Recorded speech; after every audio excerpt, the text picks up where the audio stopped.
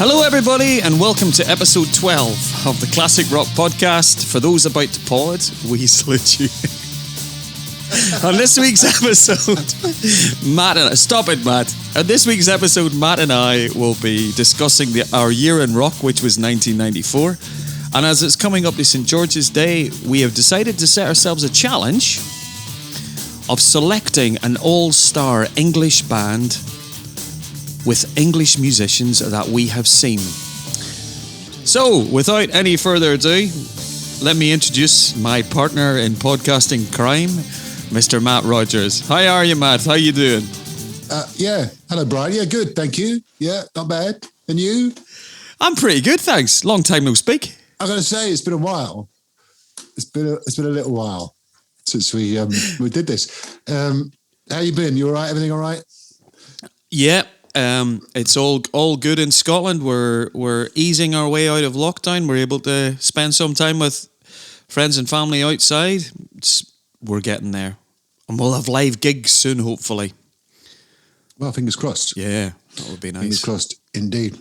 So as we're recording this, Brian, some sad news, actually, is that Jim Steinman has died. Which is quite sad. He's only 73. And for those who don't know, Jim Steinman was the main songwriter behind the mega album that was Meatloaf's Bat Out of Hell from the late 70s.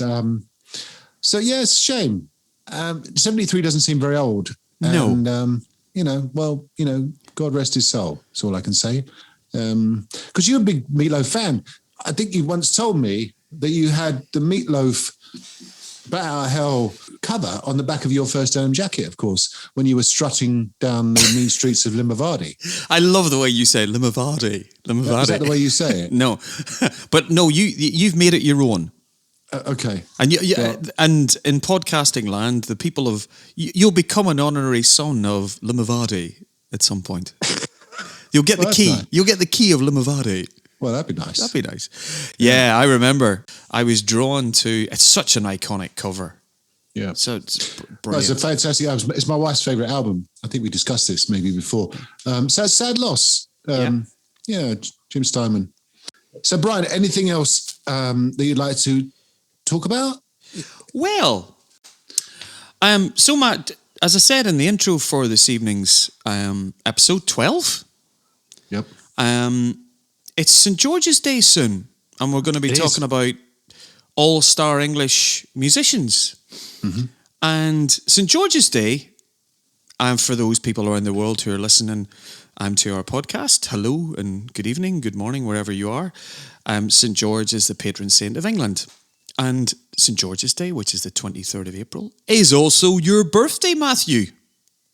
That's true. I'm aware of that. Yes. Thank you for mentioning it. Thank you for reminding me. Well, you have dropped hints. Once or twice. I don't know why. I don't know why I drop hints. It's not like I want any presents or anything. I don't know. Just something to talk about, isn't it? Yeah. I'm obsessed with age. Oh, I think. You? Okay. Well, I don't know. Okay. Sometimes, however, I forget how old I am. I forget that I'm still in my very, very late 40s. Well, I'll make hopefully through the next segue, the next part of the show, I'll not make you feel too old. No, thanks. So I'm still reeling with the fact that Bobby Kimball shares the same birthday with me. So when we talked in the last show, it was around my birthday time. So I thought I would do the same for you, and have a look at who shares your birthday. Okay. You have got some big hitters who you share your birthday with. Oh, really? Yes, Leonardo da Vinci. It's easy for you to say. It is indeed. I nearly said Leonardo DiCaprio. I know. I thought you were going to actually. Yeah, I believe Leonardo da Vinci painted stuff and invented stuff. Well, that's a very gentle way of putting it. I suppose a very understated way of putting it. Yeah. I didn't know that actually. I mean that accounts for my creative side, of course. Because I'm forever inventing things, as you know. Like podcasts. Well, like this podcast was, I think, my idea. I think that's what I told my lawyers when it came to the copywriting. But anyway, so that's another story. I'm joking, of course. Yeah, I know you are joking. I didn't know that about Leonardo DiCaprio or Leonardo da Vinci, for that matter. That's good. Thank you. Yeah, that's good. And you also share it with the Bard himself, William Shakespeare. I did know that. I didn't. Yeah. William Shakespeare was born and died on the 23rd of April. Actually, he did indeed. Obviously, not the same 23rd of April. There's several years between them. It's good. But so you've got the Bard, Bill Shakespeare and Leo. Yeah. So in the rock world, Matt, you share your birthday with Steve Steeman Clark, one of the Terror twins from Def Leppard, who would have been 60 this year. Oh, really? Yeah. Oh, yeah. I was always a big fan of Steve Clark. I did know that, actually. Yeah. Another one that died very young, sadly. But again, left a good legacy. So, but yeah, still very sad. Yeah. And replaced by in the band? Well, of course, the great Sir Vivian. Yeah, absolutely. Sir Vivian Campbell, Esquire. Yeah. Yeah. Can you imagine your first gig ever in a band? And you go, right, Vivian, you're in the band and you're going to play the Freddie Mercury tribute. Yeah, about 5 million billion people watching. Yeah. That's a baptism of fire, isn't it? You could say that. Yeah. I think I seem to recall he came through it okay then. Sir Vivian. He did. And the next person who you share your birthday with. There's more? There is indeed. And a very, very neat segue into the next part of the show. Okay. Yeah, you share your birthday with Joshua Kiska from Greta Van Fleet, who we're going to be discussing their new album in a minute. I have a feeling he and I are not the same age. He's quite a young chap. He's 23. Oh, my goodness. Well, nearly. No, we are. We're not the same age by any means. 23. Wow. 23. Yeah, I hope to be 23 again, Brian. Yeah. Maybe. Yeah, maybe. However, yes.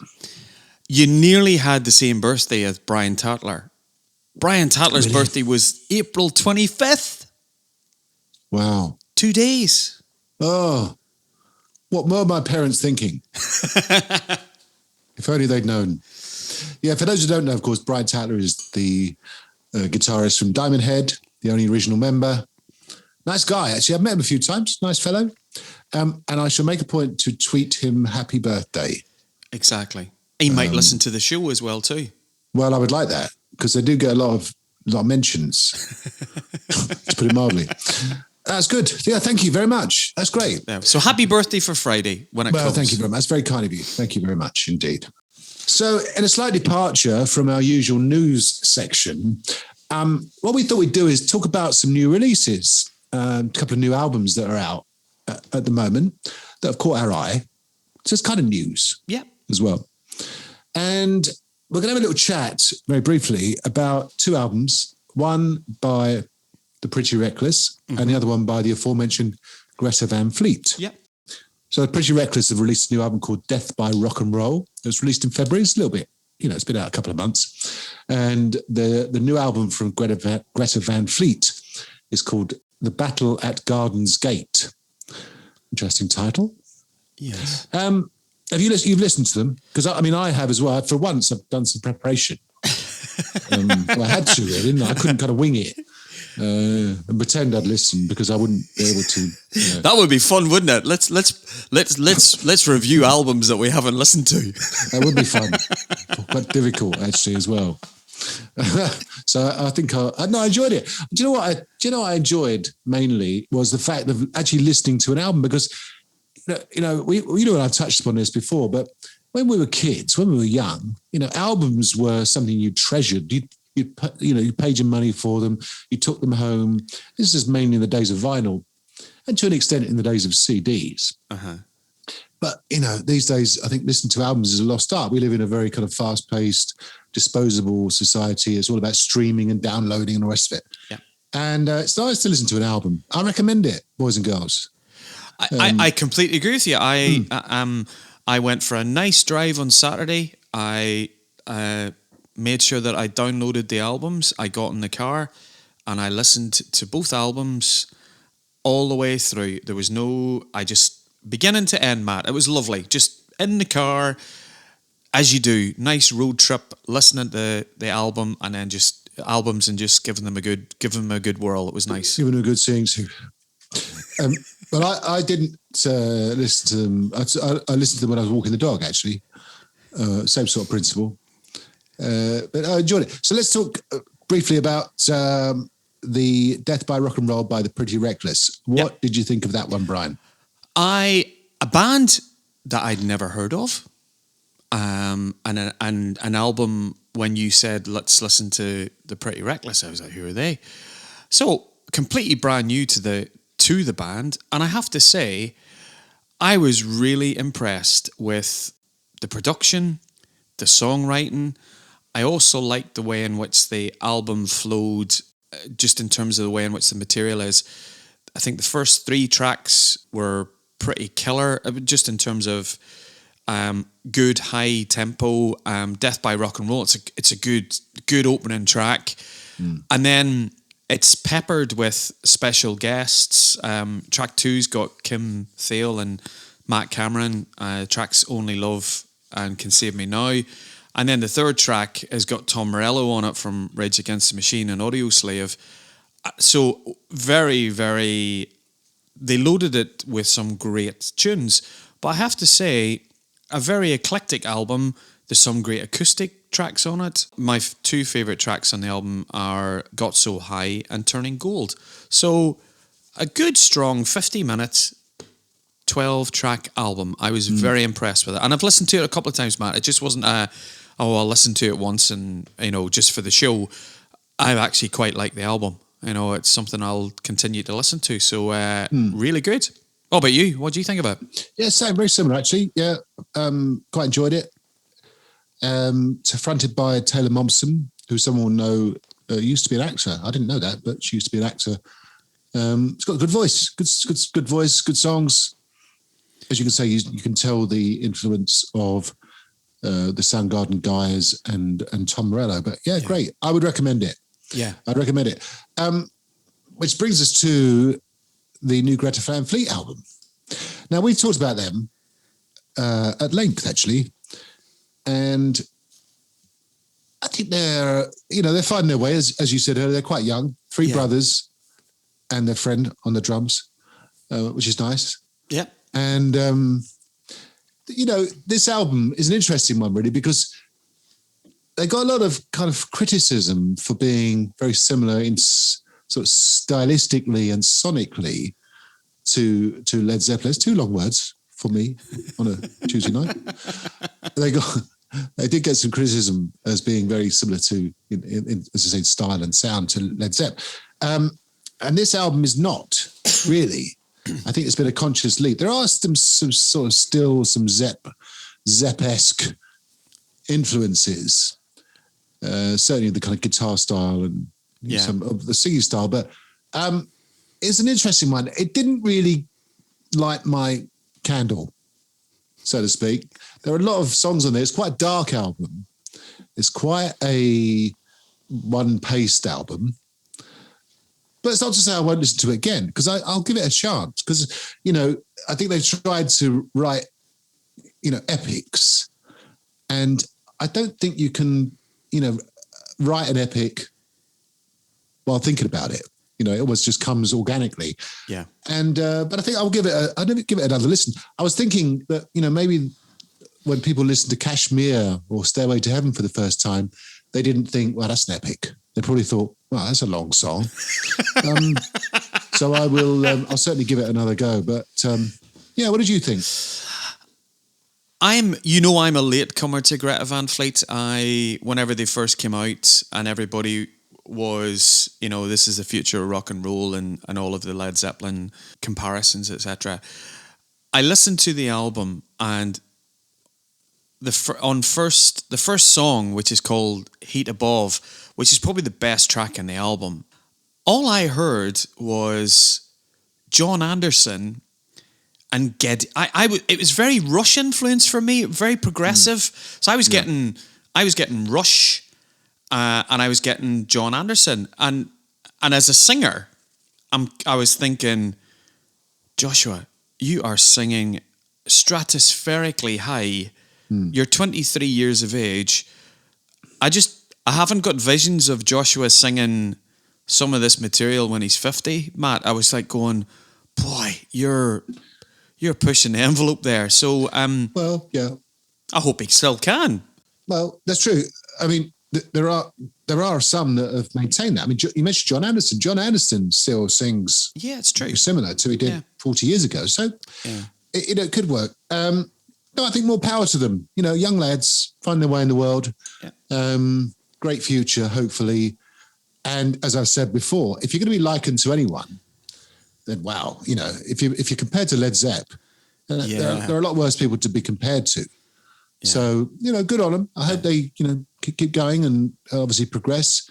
And as I say, I would listen to that album again, and I would recommend people take a listen, see what they think. Agreed. And the Jimmy Kimmel, if you go onto YouTube, on the Jimmy Kimmel show, they actually debuted Heat Above on the Jimmy Kimmel show, and to see them do it live is quite interesting. For the young men that they are, they play very well. The drums, the guitar, Josh's singing it's pretty impressive to do what he does live and replicate what he's just done in the studio. So, more power to him. This might be their difficult second album, Matt, but... Well, that's true. But what's nice about it is it was quite a long out, 63 minutes. It was a long album. I would have preferred it to be, I think your comment was, I would have preferred it to be a little bit more light and shade and more dynamic in it. I would have liked more. It seemed to be all the same, similar tempo, mid-tempo, epic songs. So I would have liked maybe a little bit more acoustic, or maybe a bit like the Pretty Reckless album. You had some really hard-hitting songs, and then you had some acoustic songs. You had nice light and shade, whereas I think the Battle at Garden Gate didn't have that light and shade for me. It was quite similar with the way and what it was. But hey, people will go out and buy it. People will listen to it, and hopefully they'll be over here in the UK soon promoting it, because loads of people will go and see them. Yeah, absolutely. Yeah. All righty. Shall we move on? We will indeed, yeah. I think that's a good idea. So last time we spoke, you sent me the challenge of reminiscing, getting all nostalgic about the year 1994. Indeed, yes. I said that because it sounds better than just, I'm going to talk about 1994. So that's what I did. And the first thing that I remembered from that year was the fact that Kurt Cobain died, sadly, at 27. Sadly, one of the 27 club, along with Jim Morrison and Janis Joplin and one or two others, sadly. And the MTV Unplugged album was released posthumously in 1994. Good album, got some good stuff on there. Yeah. An interesting sort of, I suppose, not footnote, but, a bookend to their career, but, a very interesting way of if you like, sealing the Nirvana legacy. Those in the days when MTV, of course, played music, which I'm not sure it does anymore. That's very true. And part of that whole sort of period of pretty much every rock band did an unplugged session, which was generally supposed to be acoustic, wasn't it? But in a lot of cases, they did plug in. I remember Bon Jovi, I think, pretty much did a live gig. But Pearl Jam's one stands out, and Kiss did one. That was quite good. Yeah. But anyway, it was a good album. Do you remember those unplugged things? Yes. I like you. I enjoyed. Did you get MTV in Limavady? We did get MTV in Limavady. Like you, I enjoyed early MTV Unplugged. I remember being impressed by Queensryche. Queensryche did an unplugged set, and I kind of got Pearl Jam. So when Pearl Jam did their unplugged set, and that was acoustic, and you're listening. I always remember Jeremy being one of the standout tracks from that session. So yeah, It was really empty. That's where you could see a good band being brought back to what they were probably like in a rehearsal studio, and if they could cut it live, and none of this 57 backing singers and all that kind of stuff that later happened in Replugged. I remember Bruce Springsteen, he did his unplugged was the full E Street Band. Oh, was it? Well, you can appreciate that, Cuddy. Exactly. No, it was very good. No, and good a good album, the Nirvana Unplugged. I think a lot of people, probably like myself, checked out that album posthumously, after, and there was probably a fragility to Kurt that you just could appreciate more with some of this stuff. And he did a David Bowie cover on the album. As Man, so sadly missed. Yes, indeed. A couple of other albums from that year that I bought at the time. Quite eclectic year, actually, at least for me. Soundgarden brought out Super Unknown. Oh, yes. Which I think is in my mind, one of the best of the, in inverted commas, grunge albums. It's up there with, I would say, Dirt by Alice in Chains, 10, Pearl Jam. And great album, some good stuff on it. Spoon Man, the title song. Of course, Black Hole Sun is on that album, which is, a timeless classic. I love that song. A lot of the songs on that album written by Chris Cornell. Again, a fantastic voice and great album. And I remember at the time, it was in the early days of having a CD player in my car, and I used to play it on my journey to and from work, and I really played it to death. Great album, and I still play it now. Remember that album? I do. It's such a strong album. You've mentioned some of you think about the singles that were on that album: Black Hole Sun, Spoon Man, tracks like Fell on Black Days, my own personal favorite, My Waves. It's a really, really strong album. That was, to me, that was the album that brought them into the mainstream. People, absolutely. Yeah, that's a very, very, very good album. I'm like you. I listen to that quite a lot. Another album by a band that some people may not have heard of is an album called Throwing Copper by Live. Now, this album sold by the bucket loads in America, as do those kind of classic Americana type albums. And I'll come and talk about another one in a minute, in the same era. But I remember getting into Live from hearing some of the lead-off tracks of the album. Lightning Crashes, I Alone was quite a big sort of hit here, I think it was. I again, another album that I still play. Great album. Got a very interesting track on it, opening track called The Dam at Otter Creek, which is a very odd but good song. Check it out. That'll be on the playlist, I'm sure, because I said it. Yes. And when I say it, it's quite often on the playlist. It happens, doesn't it? It does. And then talking of Americana, maybe in the same vein, 1994 was the first Hootie and the Blowfish album. Now, I'm a big Hootie fan. It may be my guilty pleasure in one respect. But you do like the Blowfish as well too. It's not just Hootie. You like. I do like. I'm prone to a bit of Blowfish now and again. You got to be very careful with Blowfish, actually. Do you? Right. Okay. I think it's got to be cooked properly, or otherwise it's poisonous. Okay. But anyway, we digress, but only slightly. So Crack Rear View came out in 1994. Again, I think it's probably one of the biggest selling debut albums ever.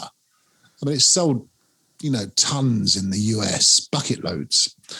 And again, it's that classic mid-90s Americana. It's got some good songs in it. Hannah Jane, Only Want to Be With You, Hold My Hand is on there. My favourite song on the album is called Let Her Cry. Hootie and the Blowfish. So it's quite a diverse year for me. I only really know Hootie and the Blowfish because you're such a big fan, and I probably was immersed in Counting Crows.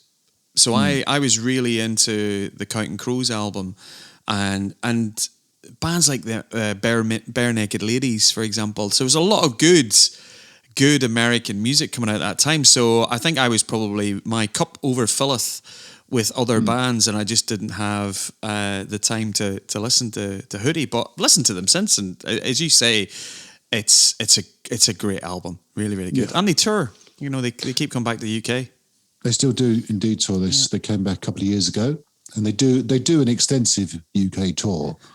They're not one of these bands that says UK tour and it's London, and that's it. Yeah, it's the Shepherd's Bush Empire. It's always we're doing our European tour at the Shepherd's Bush Empire. At the Shepherd's Bush Empire. That's the UK tour, just there, right there. In fact, we should talk about the best and worst venues, because I can't stand the Shepherd's Bush Empire. I hate that thing.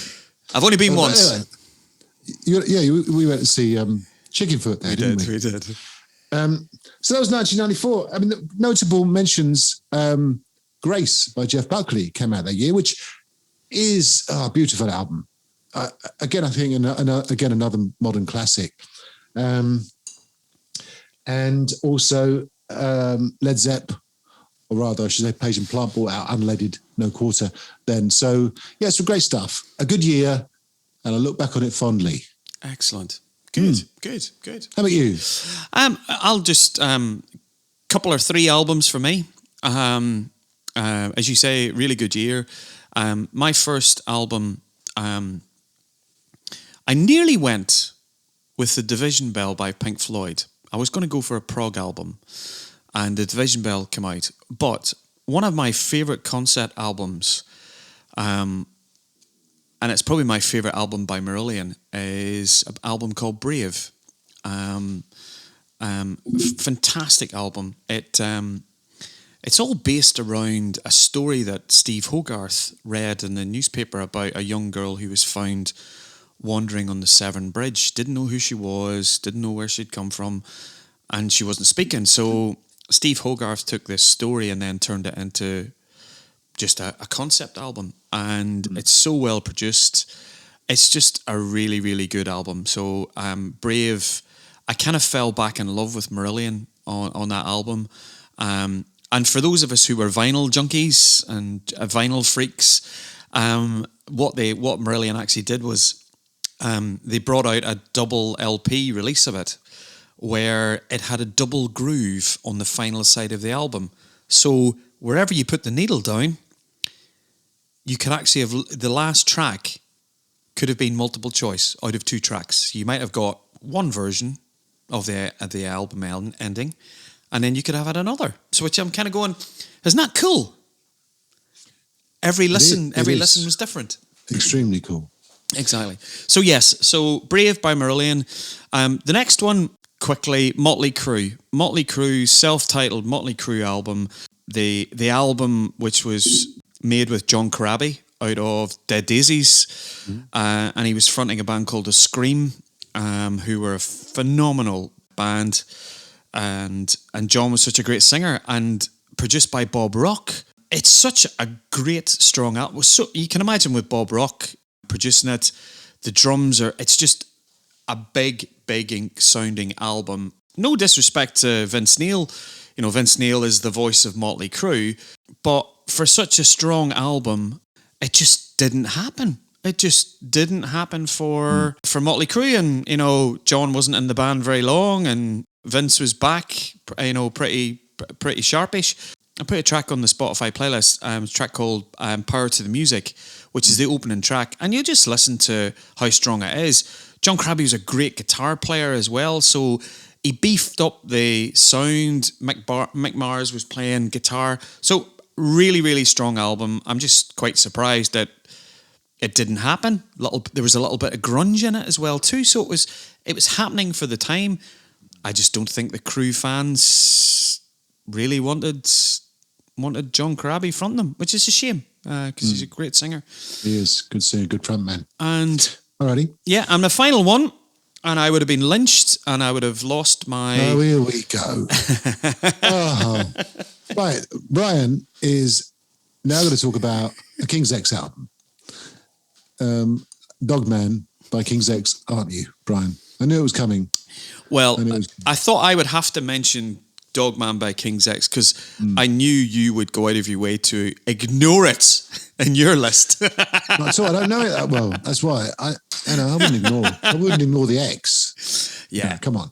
So Dogman, fifth album, produced by Brendan O'Brien, who's latterly done all of AC/DC's albums, but he was riding high. He'd done, obviously, Pearl Jam's album. He'd done Stone Temple Pilots. He's worked with the Black Crowes. Dogman, on record, is my favourite King's X album. It's the strongest album for me. King's X have always been known for the kind of the Beatles harmony. You know, for a three-piece band, all three of them could sing. Yeah. This was an interesting departure because this was the first album where Doug Pinnock took all of the lead vocals. It's a darker album. It's quite heavy. It's a very heavy album. It's Dogman. I'll put. You'll probably not let me away with it, Matt. You know, because I would probably put the whole album on the Spotify playlist, but you wouldn't. You wouldn't let me do that. You don't want the lawyers in again, do you? I don't want the lawyers in again. You know, I'm out of jail for Thin Lizzy. I don't need to be put in jail for King's X. So Dogman is my third and final choice. But great year, 1994 for music. Yeah, as we were, you know, in the middle of what was happening in grunge and, you know, and obviously Britpop that was happening in the UK as well too. So music was happening. Absolutely. Yeah. Absolutely. I know we joke about King's X, but they are a hell of a band live. And if they do come round, and hopefully they will, I'm sure you're hoping that they tour the UK quite soon, doing more than one date, of course. I'd recommend people go and see them. I've been to a lot of gigs over the years, and I've seen, you know, your Maidens and your Motorheads and so on, but I've never experienced such a partisan crowd as I did when we went to see King's X a few years ago. So I'd recommend them. Go and see King's X. Despite what Brian says, they are a really good band. Even though you know what I mean, boys and girls. Right. Yes. Let's move on. So I need to set you a challenge for next time. Okay. Yes. You sound surprised because it happens every week. Every time we talk about it, otherwise this thing dies. We don't want that. Exactly. So I'm going to set you a year that I've plucked out the ether. It's 1984. Ooh. Could it have been the best Donington ever, Matt? 1984. Well, possibly. For those that were there, may well have said that. Yeah. I didn't go, so I wouldn't know. Okay. But were you at? No, you weren't at university then, were you? How long? You were at university for about 10 years, weren't you? No, in 1984, I was 15 years of age, and I certainly was not at university. Not yet. You hadn't started your 10-year stint at Sunderland University. No. Yet. Anyway, so that's for next time. Exactly. So let's move on, shall we? Yeah. So at the top of the show, Matt, to celebrate St. George's Day, we set ourselves a challenge to create our ultimate band with only English musicians who we have seen. And we set ourselves, it would be, you know, we had to set what the criteria of the band would be. So we agreed, or sorry, you told me. It was a 5-piece band. That's true, I did tell you. You did tell me. Yeah, this is us. We get to select our ultimate English band of musicians that we have seen. And then... Yes. Oh, here we go. Competition time. Competition time. For which there's no prizes. No. Oh. Isn't there? There's never any prizes. Exactly. What's wrong with those boys? They've got the budget or something. Exactly. We need to get sponsored. We need people to come and sponsor us and give us prizes to give away. Indeed. And we can mention those sponsors every 30 seconds. Exactly. In time and in fashion. Yeah. Anyway, so you're about to say some sort of competition thing. Yeah, so what we're going to do is you and I are going to select our bands. Have you got a name for your band? I have. Have you? Okay. Yeah. All right. Okay. I'll tell you at the end. All right. Okay. It's a good one. You're going to like it. Excellent. Good. So I'm assuming you've got one, of course. I do indeed. You're always much better prepared than I am for these impromptu things. So Matt and I will select our all-star band, and we will create one of our famous polls. And you are allowed to only buy a ticket to see either Matt's band, unnamed at the moment. Well, I can tell you if you like. No. We'll keep it to that. Let's keep the suspense. Keep the suspense. Yeah. Or so you can either choose to see Matt's band or my band.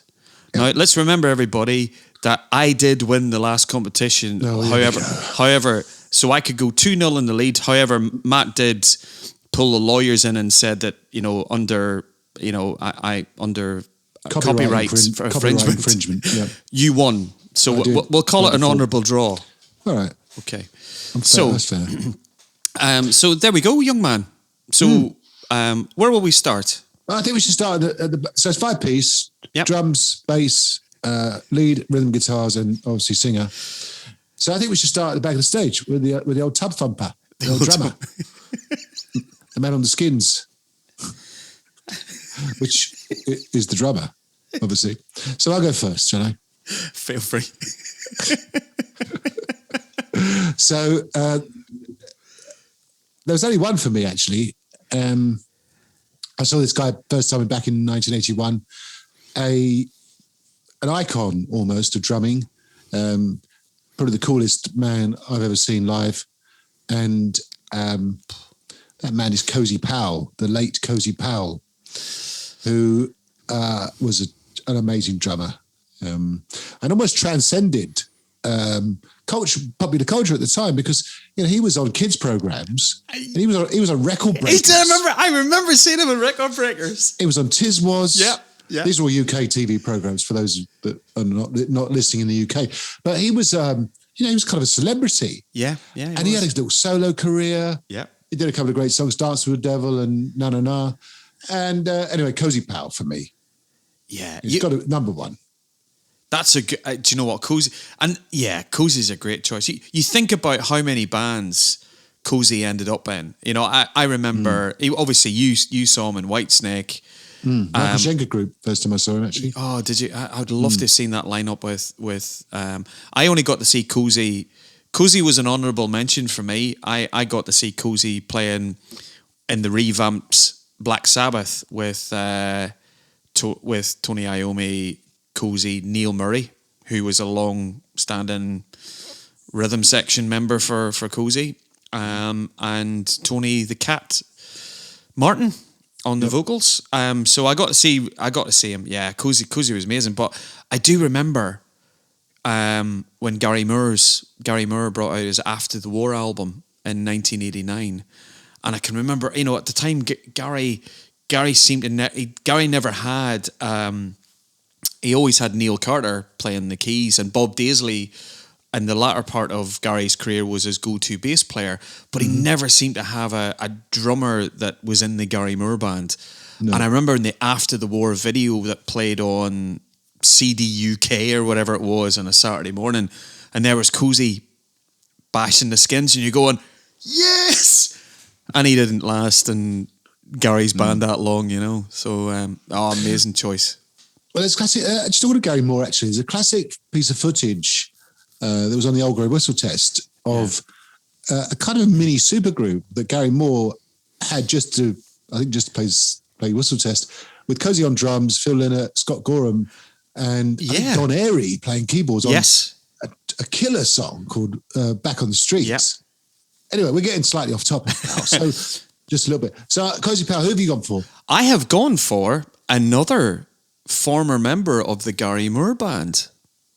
Oh, really? Yes. Okay. I am going for the only member who has been in Deep Purple the whole way through the 50 plus years of Purple being together. I'm going with Ian Pace. Good choice. Yeah. So fortunate to have seen Ian Pace over the years. I'm just an amazing drummer. And there's so many great drummers, so many great English drummers we could have chosen from. Oh, yeah. Carl Palmer, Simon Phillips, Gavin Harrison. You've mentioned Cozy was on my notable list. So yeah, for me it was always going to be Ian Pace. So yeah. Yeah, I would give notable mentions to Nico McBrain from Maiden, of course. Yeah. Amazing drummer. And of course, Jason Bonham. I never saw John Bonham. No, me either. I have seen Jason Bonham as well, a great drummer. So, should we move on? We will indeed. So that's the drummer sorted. So the next part of the rhythm section, of course, is the bass player. Yes. Important, sort of holding up the bottom of the band, as it were. So, who have you gone for, Brian? I have gone for the only Beatle that I've seen play. I had to go with Sir Paul McCartney.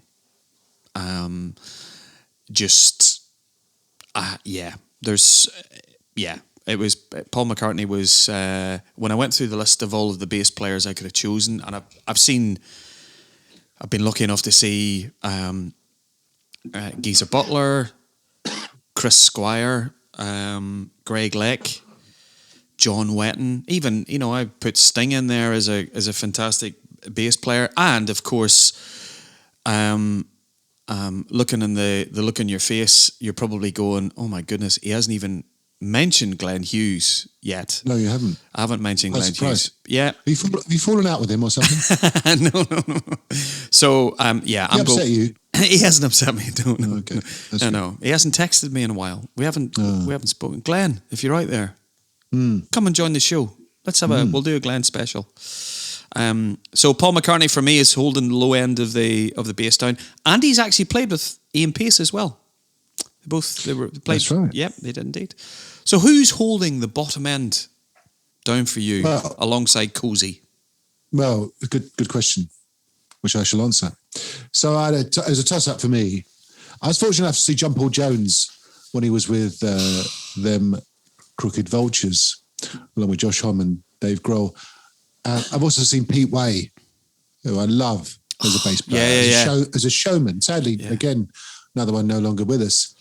But I've gone for Steve Harris from Iron Maiden, who I've been a fan of since 1980. I actually met Steve Harris. Very famous story within our little friendship. Within our non-famous friends. Within our non-famous friends. In that, we bumped into him at a festival. And I was with our friend John Law. And I thought, blimey, it's Steve Harris. And John, as cool as you like, just started talking about real ale. And I as you do, and I got all starstruck, of course. And I thought, no. You can't talk about real ale. It's Steve Harris. Steve Harris of Iron Maiden, And I must admit, I did get a little bit fanboy. But yeah, so I've gone for Steve Harris. I think he would make a good team with Cozy Powell in my to be named later on band. You're not going to be playing. You're not going to be playing. You're going to need a big enough stage so that Steve Harris can run around in the Norma Dome, and there's nobody stands on a monitor and points their bass at an audience better than Steve Harris. I would agree. He's phenomenal. Absolutely, he's fantastic. He's fantastic. One of the best bass players ever, and that's why I've gone for him. Exactly. So. Over to you with the next slot in our fantasy band. Yes. Which is rhythm guitar or keyboards. Okay. Or even both, maybe. Oh, okay. See, this was a tough one for me, Matt. And you did lay the law down. And you did stipulate that it should be a rhythm guitarist, because I was toying with having two lead guitar players, but we'll maybe get on to that when we talk about lead guitar players. For me, it was easy, Matt. I've seen this human riff, the man that will outlive us all, Keith Richards. Keith Richards, there's only really two, there was only really two that I could choose from who I've seen who are English. It was either going to be Pete Townsend, who's phenomenal rhythm player, just a phenomenal guitarist, or it was going to be Keith Richards, and I could not go with Keith. I just think it'd be just hilarious. Can you imagine Keith Richards and Paul McCartney in the same band? Interesting. I'm sure they're mates. I'm sure they're friends. But it'd be an interesting dynamic, that would. Wouldn't it just? Yeah. Well, it's a good choice. Good Yes. choice. Of course, the great Keith Richards. And as you say, he will outlive us all. He I will. think. He will. I mean, he's about 160 now, isn't he? So He's probably working on his second memoir for the and it'll be called The Latter Years. yeah, exactly. The last 150 years. Yeah, no, good choice. Yeah. How about you? Well, it's funny you should mention Neil Carter earlier. Yes, The great Neil Carter, who does play keyboards and plays rhythm guitar as well. I could have gone for him. I could have gone for John Lord, who I saw with Whitesnake back in the day, with his rocking Hammond organ, but I didn't. Okay. I should have done actually, but I didn't. I could have gone for John Paul Jones, thinking about it, as a keyboard player, but I didn't. I went for Paul Raymond from UFO. Absolutely. I was a big fan of Paul Raymond. Played rhythm guitar and played keyboards, not at the same time, but he was a keyboard player. He's a very talented musician. Played keyboards and rhythm guitar with UFO, of course, and their halcyon days in the 70s. Played with the Michael Schenker group, Wasted. So I've gone for Paul Raymond. The sadly again no longer with us. Paul Raymond. Yeah, bit of a secret weapon when you think of UFO. Good choice, and you're getting 2 for 1. You're getting a rhythm guitarist and you're getting a keyboard player chucked in. Well, but think about it, 3 for 1 because he did backing vocals. I was going to say good singer too. Yeah. And I suppose that's a good thing about Paul McCartney. He can do the odd tune for you as well. Really? In the proceedings, he can sing the odd song. Anyway, should we move on? Yes. So that was.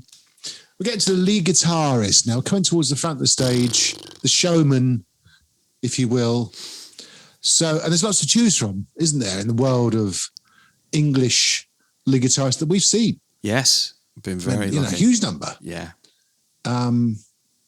So, who have you gone for then?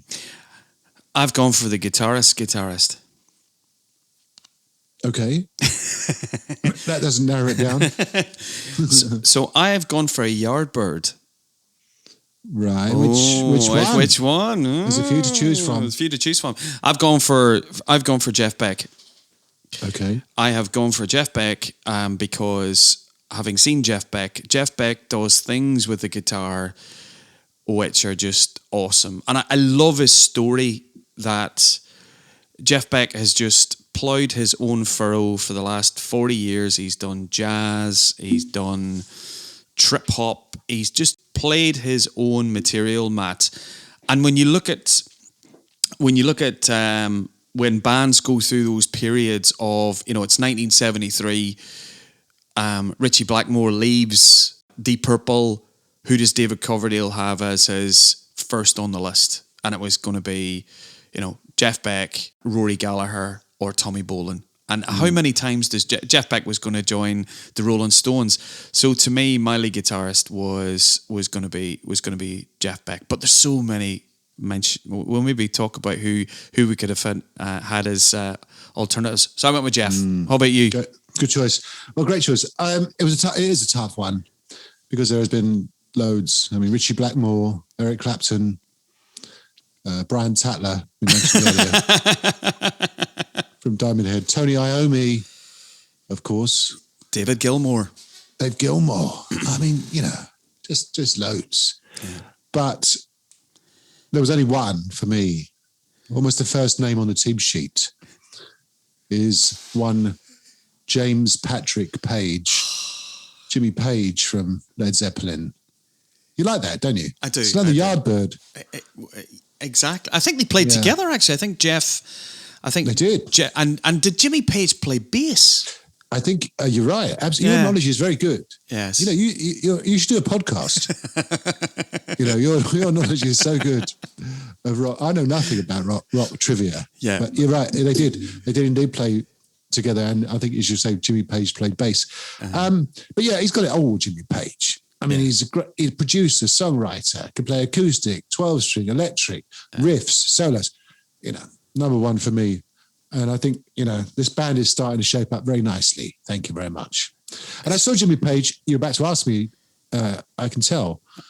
just by looking at you, that you could ask me when I saw Jimmy Page. Well, as I said, when they got back together as Page and Plant, I was lucky enough to see Jimmy Page a couple of times actually in that era. And, I'm not jealous at all, Matt. No, not even a bit. I'm not boasting. I'm not gloating. It's just the way the cookie crumbles, isn't it? Exactly. So yeah, for me, Jimmy Page. Which brings us, young man, to the man out front, the front man, the singer, the man at the mic, of course. Which for me was a fairly straightforward one, I have to be honest. But you go first, Brian. What was your thinking? There's a lot of very, very good English frontmen. To be fair, in a way, this was on paper the toughest choice. I agree. As it came down to it, I should say, it was the easiest choice for me. But anyway, after you, my friend. Okay, I had to go with the master. I had to go with Paul Rodgers. Yep, good choice. Well, I did too, actually. Let's not beat around the bush. I mean, we both love Paul Rodgers, don't we? You and I was thinking, actually, you and I have known each other 20 years. And one of the first things we talked about was when we found out that we were kindred spirits and we both like rock music. We talked about our favourite singers. I remember it vividly. And we both landed on Robert Plant, David Coverdale, and Paul Rodgers. Yeah. And again, I've fortunately seen all three of them. And but Paul Rodgers, I mean, he is probably the greatest rock singer, in my opinion. People will differ in opinions, of course. I mean, there's plenty to choose from. It's a tough one because you got, as I say, Coverdale and Plant and Rob Halford and Bruce Dickinson and Sean Harris from Diamond Head. Yeah, mentioned but a few. Ian Gill. If you're going to mention Sean Harris, I have to chip in with Ian Gillan, David Bowie, and Roger Daltrey. Great choices. Yeah, absolutely. We're very fortunate in this country. I mean, not just from Britain. I mean, Britain itself has produced some fantastic musicians, but England itself has produced some fantastic stuff. Yeah, some fantastic musicians, fantastic singers, of course. So, that's our lineups complete. So our lineups are complete. You're doing your first gig, Matt. Yes, the Dog and Duck in Hemel Hempstead. You're not going to get Cozy Powell's drum kit. You're not even going to get his bass drum in the Dog and Duck. You've got to start somewhere, Brian. I mean, you can't expect me to go straight to the normal domes. I can just picture it. Cozy, you're under the dartboard, mate. Yeah. No, you might have to just use one bass drum. Come on. Yeah, Steve, can you use your brushes? Exactly. Maybe tone it down a notch. Steve, stick your amp next to him. Jimmy, ditto. No, you can't use a stack. No, of course it would be a amazing spectacle, but sadly would never be because, as we've said, it's only a fantasy, Brian. Only a fantasy. So let's recap. So on the drums, I've gone for Cozy Powell. Bass guitar, Steve Harris. Rhythm guitar and keys is Paul Raymond. Lead guitar, Jimmy Page. And on the vocals is Paul Rodgers. And my band is called Matt Sabbath. Did you like that? I had a few to choose from, actually. I did play with the various permutations. So that's Matt Sabbath. First gig, Dog and Duck, Hemel Hempstead. Right, over to you. Oh my goodness! Recap on your members and give us your. And you haven't even got a member of Black Sabbath in your grip, and you're calling them Matt Sabbath. I got to call him something. Exactly. We didn't even mention Ozzy as a singer. No. Never mind. Okay. Right. He won't mind. He'll be fine with it. All right. So recapping my band. So on the drums, I'm picking the sensational Ian Pace. Mm-hmm. And on the bass guitar, I'm picking the sensational Sir Paul McCartney. Mm-hmm. On the guitars, rhythm, Keith Richards. Yep. On electric guitar, just to remind you people, the guitarist, Sir Geoffrey Beck. And on the lead vocals, same as Matt, Paul Rogers. Good choice. And the name of the band is? It's not as good as yours. Well, it couldn't be, could it? Let's face it. Let's hear it. Come on. I'm going with the sensational Brian Mealy Band. Oh, okay. All right. I like that, actually. It's quite simple. Yeah, I'm being an impresario. It's I've got McCartney in my band, and I'm naming the band after me. Yeah, it's nice. You're not even in the band, and you're still calling it up. Yeah. All right. You can just see lawyers now. It's my cut. Alan Klein's already on the phone to me, going, you're not getting 10%, boy. So there you go, people. You don't have much luck with lawyers, do you? No, I don't. You're always in and out of court, aren't you? One way or another. I think you're going to get more with Matt Sabbath. Matt Sabbath.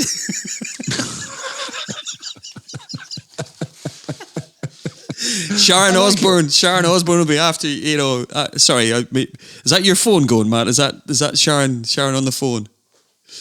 No, it's my wife telling me EastEnders is finished. All right, okay. So, Brian, can people vote on Facebook for their favourite band of the two that we've put together? So it's either Matt Sabbath or the sensational Brian Mealy Band.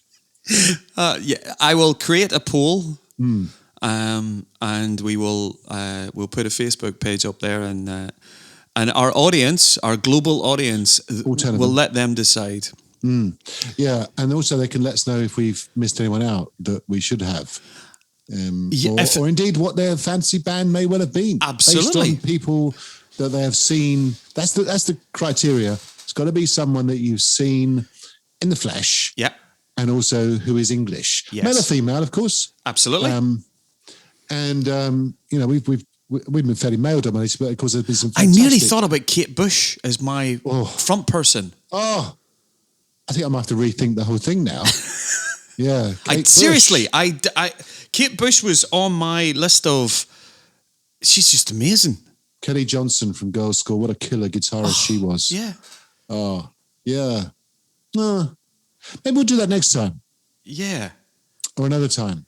Okay. Right. Anyway, so vote for whoever you would like, boys and girls, and let us know what your fantasy band of English musicians that you have seen is as well too, and see if you can trump Matt with a name of a band as well too. So Matt Sabbath seems the one to beat at the moment. Yeah, absolutely. I knew you'd like that. Right, should we move on, Brian? We will indeed. Yes. Right. So Hidden Gems time. Hidden Gems. Yes. Shall I do the jingle? Yes. Hidden Gems time. I'm still not convinced about that, to be honest. I'm not sure.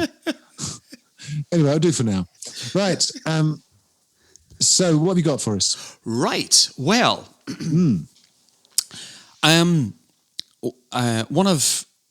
one of the albums, which is, as they say in the business, Matt, because we're in the business now. Are we? Yeah, we are. We're in the business. You could have told me. Yeah.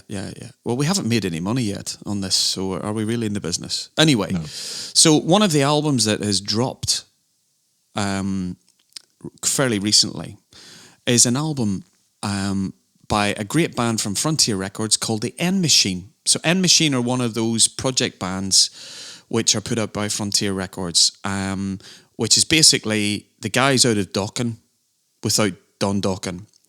And the singer in the band from the End Machine is called Robert Mason. Okay. And Robert Mason, great singer. And Robert Mason made one of the greatest, I am going on record to say this, made one of the greatest ever rock blues albums in 1996. And it's a band called The Cry of Love. Mm-hmm. So Robert was recruited to replace Kelly Holland, who was the original lead singer in Cry of Love. And they released an album in 1997 called Diamonds and Debris.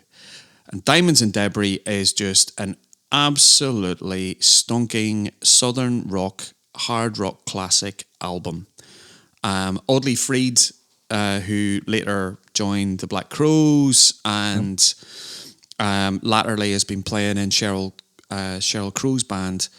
That album, Diamonds and Debris by The Cry of Love, is my hidden gem, with Robert Mason, who is singing on that album. It is fantastic, Matt. That's my hidden gem. And it's on Spotify, so I can put loads of tracks on. Everyone's a winner. Everyone's a winner. That's good. As usual, not one that I've heard of. I remember Cry of Love. Yep. Hearing of them at the time. So, as I always do, or rather, as I always say, I shall check them out. Good man. Okay. Would you like to hear mine? What's your hidden gem? So, a few clues. So, this album was released in 1991. It's the first solo album by a guitarist who at the time was in a humongous global band. And he plays guitar and sings on this album. And it's one of my favorite albums, I have to say. I think this guy is a fantastic singer. And in a way, when he was in Bon Jovi, he was used as a singer. But I always remember thinking, wow, he's got a great voice. So my hidden gem this week is the first solo album by Richie Sambora, which is called Stranger in This Town. I remember getting it too. Yep. I love it. It's a great album. So it was recorded when they were on a break. They've been touring.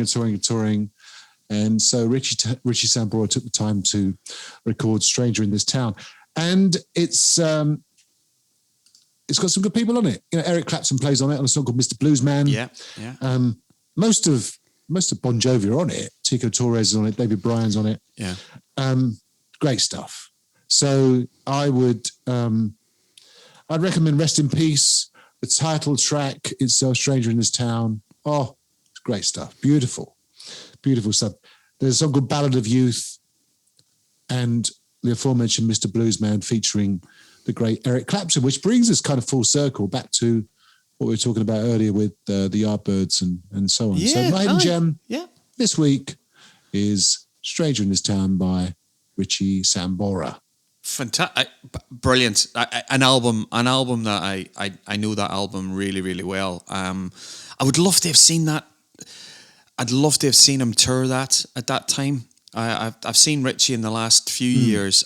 He still does songs off that album, doesn't he? Still does Stranger in This Town. Yeah. He's great. I mean, fantastic singer. I remember Tommy Vance at the time saying he was the best singer in Bon Jovi. And that was Tommy's opinion. And the great Tommy Vance, of course. And, you know, a few would agree with Tommy on that point. So I always remember anytime that Bon Jovi would sing Wanted Dead or Alive, and you've got there's a section live at the very, very end where, you know, I'm a big fan of Bon Jovi.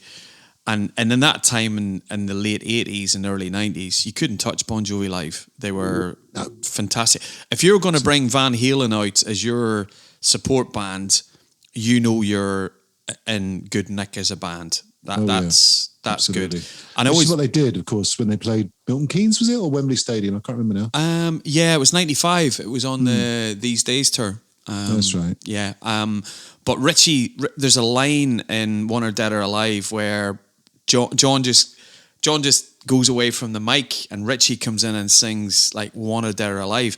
And you're kind of going, the first time you see it, you're going, oh my goodness. And actually, I remember you did talk about the MTV Unplugged, where they did live in the round and it wasn't really unplugged. But I do remember the MTV Awards, I think in 1987. And Richie and John sang Living on a Prayer, just the two of them with acoustic guitars. And you got to hear Richie, just the pair of them singing, and Richie's vocal just came through, and he was never. That was the first time I really heard Richie as a good singer. So that's a brilliant hidden gem. Well done, that one. Oh well, thank you. Yeah. You know, good. I like to pull one out of the back pocket, as you know. As you do from your book of hidden gems. From my book of hidden gems, which is here in front of me, as you can see, this 6-inch thick book. Exactly, the tome. Right, so that's it, Brian, for another episode 12. Exactly. Enjoyed that. So, again, thank you, everyone, for listening. We really appreciate it. Wherever you are in the world, please get in touch. We're on Facebook, we're on Twitter. Check us out on the podcast platforms. Subscribe, write a review, whatever you want to do, but mainly keep on listening. We're glad you like it, and we love doing this, of course. Absolutely. Well said, that man. No, thank you very much. Right. And in time-honoured fashion, Matt, rock on. See you next time. You too. Bye, everyone. Bye. For those about to pod, we salute you is a Mealy Rogers media production. Thanks for listening. Please subscribe, and we'll see you next time.